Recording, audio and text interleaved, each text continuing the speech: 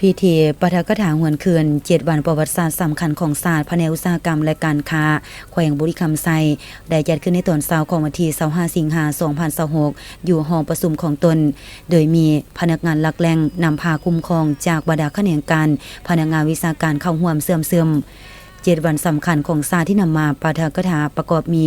วันเกิดประธานสุภานุวงศ์ครบรอบ117 ปีมาตีว่าด้วยเพิ่มทวีการนำพาของภาคต่อเวียกงานก่อสร้างฐานการเมืองติดพันกับเวียกงานพัฒนาชนบทแก้ไขความทุกข์ยากและเวียกงานสามสร้างในระยะใหม่วันเซ็นสนธิสัญญามิตรภาพการร่วมมือลาวเวียดนามครบรอบ49 ปีวันสร้างตังสายพัวพันการทูตลาวเวียดนามครบรอบ64 ปีวันสร้างตังแนวราวสร้างศาสตร์ครบรอบ76 ปีวันรัฐธรรมนูญแห่งชาติครบรอบ35 ปีและวันยึดอำนาจ23สิงหาคมครบรอบ81 ปี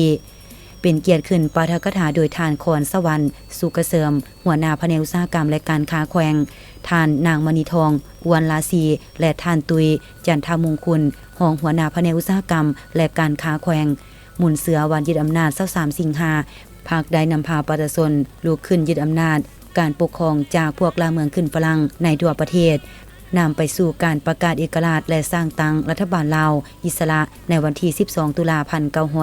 1945ซึ่งเป็นขีดหมายประวัติศาสตร์อันยิ่งใหญ่ได้นำพาปวงชนหมุนไซ3 บาทคอนยุทธศาสตร์ยึดอำนาจการปกครองแบบบัวบ่ซ้ำนาบ่คุณนำไปสู่การลบล้างระบอบราชาธิปไตยที่ล้าสมัยและสถาปนาระบอบสาธารณรัฐประชาธิปไตยประชาชนลาวขึ้นอย่างเป็นทางการในวันที่2 ธันวาคม ปี1975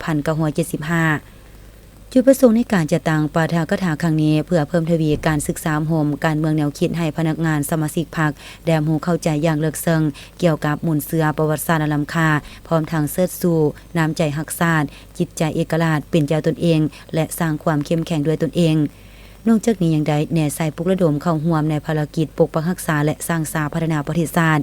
ยกสูงสติระวังตัวต่อกลอุบายของกลุ่มคนบ่ดีและเสริมขยายสติเคารพรัฐธรรมนูญและกฎหมายในทั่วสังคมให้สูงขึ้นในพิธีทานคอนสวรรค์สุกเกษมได้ประดับเหรียญกาที่ระลึก50 ปี